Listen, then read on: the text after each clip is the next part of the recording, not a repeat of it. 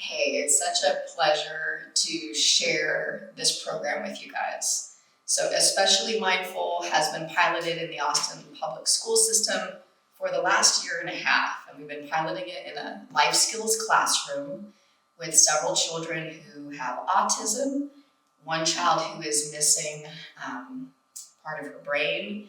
We have children in there with Down syndrome and other uh, learning barriers that this program is really assisting these children with. So, where we start, and the aim of this program is to help children restore their emotional regulated state. So, the program is focused on bringing attention to the children's heart center.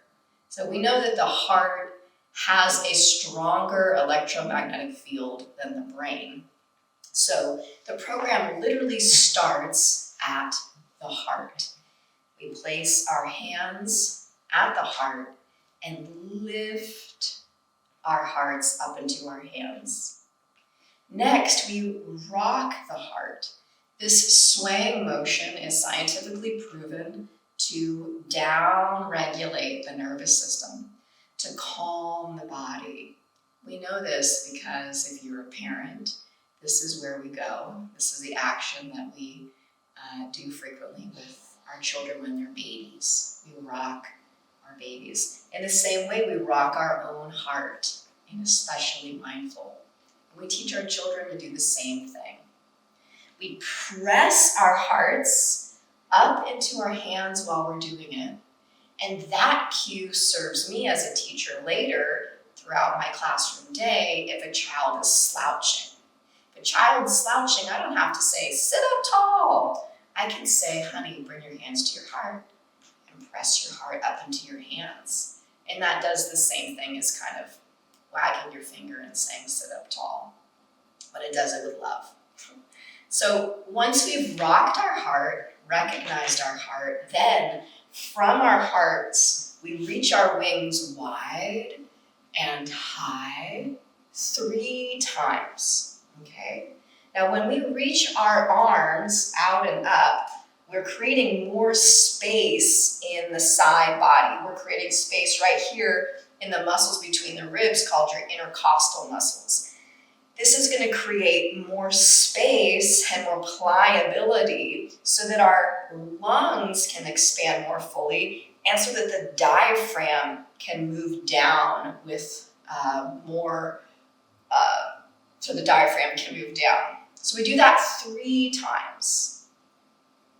Then we move on, one hand down, one arm reaching up, and we really get into those intercostals now. At the same time, we're also opening up the sides of the spine. Mobility of the spine and strength of our spine is paramount for emotional regulation. We reach high and then we twist. Again, tending to the mobility and the flexibility of the spine.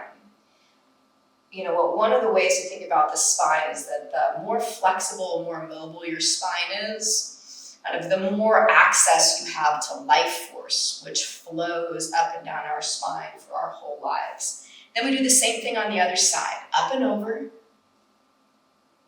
up and getting tall in the spine, and then twisting the spine, balancing the 2 sides of the body. Next, we lean back, which is the first time that these kids are really going to feel their core muscles tested. When we first began piloting this program in 2021, and kind of in the peak of the pandemic, one of the things we noticed was that a lot of our kids, when they would lean back for this part, they would just fall right over. A year and a half later, we have kids who are so strong that they can now put their own shoes on, because these are the muscles that you need to put your shoes on unassisted. So we lean back, we fan our fingers. Again, for a lot of our children, especially when they have issues with their brain, that their brain's not talking to their digits completely, just the practice of stretching their hands is an excellent plus it sets us up for our next activity. We lean back, we fan our hands, and we march. Now when we march, we're waking up the bottoms of our feet. I taught yoga for 20 years, and one of the things we would say is that you have almost like a diaphragm in the bottom of your foot. You want the bottoms of your feet to be awake and toned. So this is one way we wake up the whole body. After we're done marching with our little rhyme, which our kids love, we tap both feet down. We take those big bright hands behind the body, roll the shoulders back, and lift up. Now for lots of kids, this is the first time that they have ever felt their arms supporting their body weight. It's a very safe way to experiment with that. We lower back down, and we repeat that 3 times. And that gives kids of all abilities a chance to get there even just 1 time. I'll show you the profile. Then after the 3rd time, we zip up our feet and zip up our knees. This is a really important part of the next step. We want the children to be attending to their midline, where their spine and their heart are. We push down with our hands and feet and lift up with our hips. I've been amazed at the progression, foot to thigh, thigh up high, toes to sky. I've been amazed at how many of my children who I work with love to feel successful in this. And this pose will look like so many different shapes. But the idea is that now they're mostly holding themselves with their hands. They feel so strong and successful when they do this. Then we switch sides. Foot to thigh, thigh up high, toes to sky. Again, at this point, they're mostly supporting themselves with their hands, and it's like a little adventure of strength for them. Then we take a dive into a river. Oh no, now we lean back, same idea, so they've been in their core quite a bit. We grab our paddle for our riverboat ride. They go back into their core muscles, continuing to strengthen. And this time, we're twisting, which if you've ever done sit-ups or any kind of core activity, we're accessing different core muscles than just the core muscles you access if you were just to lean back in a static shape. Now we're really getting in to the entire core, okay? Then keep the children leaning back. So I always just say lean back, but lift the back of your heart and reach up. When we reach up, we're adding more weight to what their core has to support. So some kids will just reach up right here, and that's wonderful, okay? And we do this activity until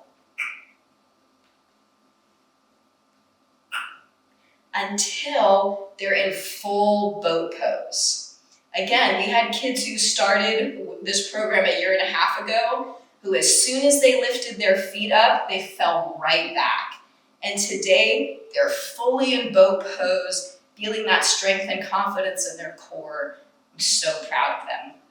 From here, we dive onto our bellies into the river that we've been paddling on. And now they stretch out the fronts of their body. The same part of the body that we just spent all that time contracting. Now they're stretching it out, which means they can even feel the breath more fully and more deeply as they stretch out their core. The other benefit of what we call tummy time, right? If you've ever raised a baby, put them on their tummies, is that when we come into our tummy time and we ask them to lift, they're strengthening the entire back strap that's necessary for sitting upright, that's necessary for having a heart posture of confidence.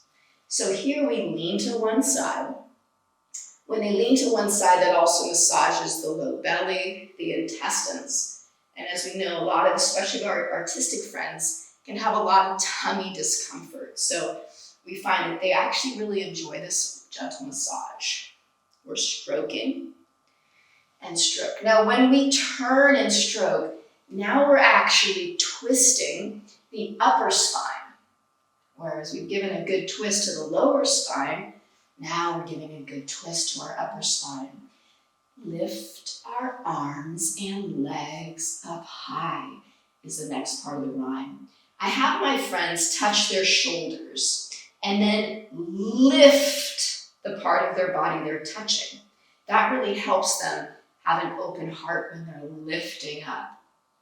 I ask them to take a deep breath. It's like the diaphragm's doing a push-up. And then we dive back down. And we do that 2 more full rounds. Left and right, lift my arms and legs up high. They touch their shoulders, lift their shoulders, and if they can, sometimes I'll even say, put your brain in your knee, or I'll go and touch their knees and help them find their knees to lift up. They dive back down again. They do the stroking again. And the third time, when they lift up, they bend their knees and grab their ankles.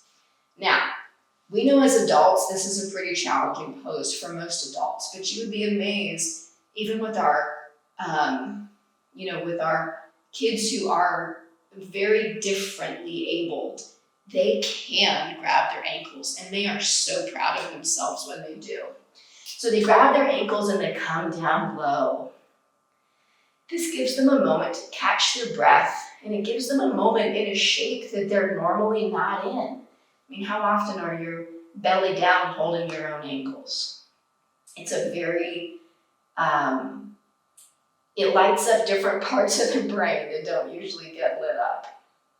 So from here, I have them blow out.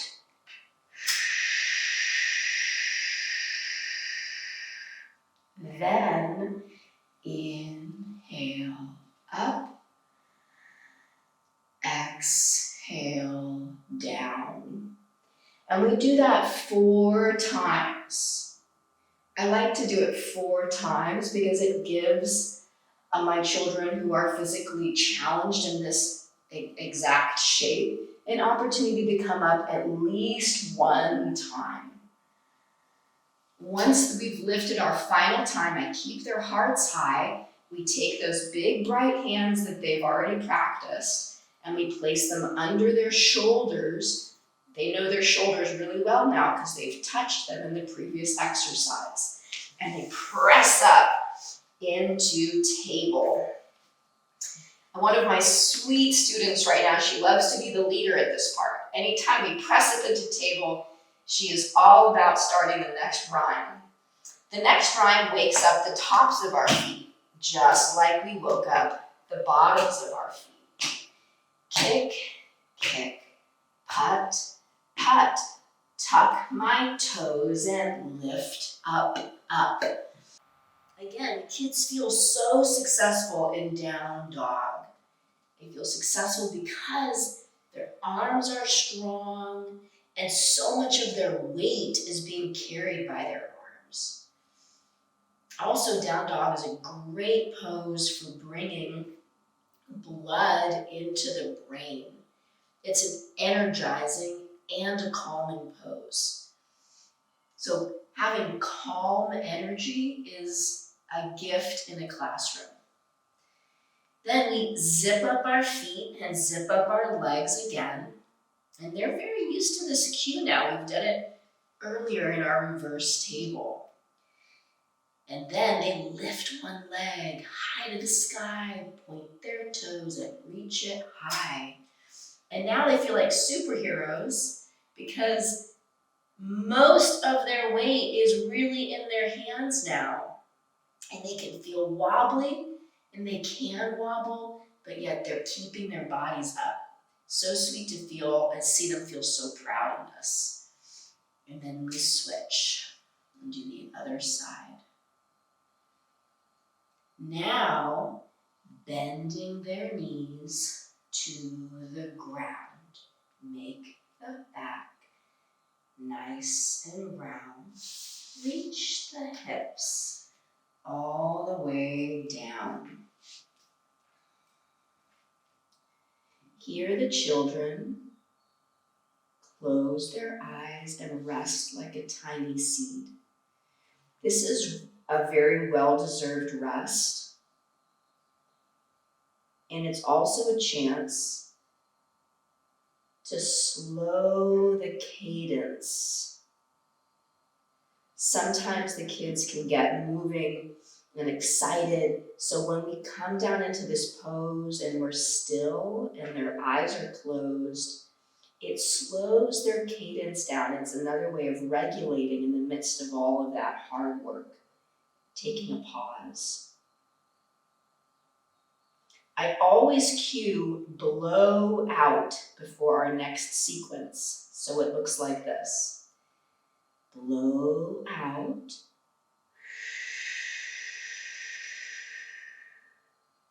Now inhale, roll your spine up tall.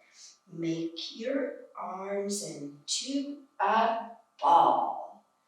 It's so sweet. I have a student who forever and ever I'll think of her, because whenever we do that, she just calls out, ball. The rhyming is such an effective way to get kids involved and to help them with their memories.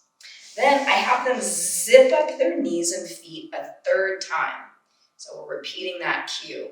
And from the heart, reach up high and bend to the side. Don't forget that little clap. They really love that clap. Then we squeeze our knees together. From your heart, reach up high and bend to the other side. Squeeze your knees, reach up high. From your heart, reach up high. Hands to your heart. Sit and close your eyes. So just like a circle, right, we're back to where we started. Crisscross applesauce. That ability to end where we start, again, it anchors the kids. It gives them a feeling of success. They know where they start and they know where they end because they're the same. Then we do a call and response. And what's so sweet is that what started out as a call and response 18 months ago is now an opportunity for one of our students to be a leader. So one of our sweet students, every day, he is actually now the leader and we all respond to him. So the rhyme goes like this. My heart is a place. My heart is a place inside my body, where the power of love, lives within me. I touch my heart. I close my eyes. I am thankful for all that love provides. And once everyone has finished that last statement, we do one more reminder. Press your heart up into your hands and take a big breath in through your nose. And then I end by saying, thank you, friends. Find your shoes, it's time for math. If you have any questions, feel free to email me. Thank you.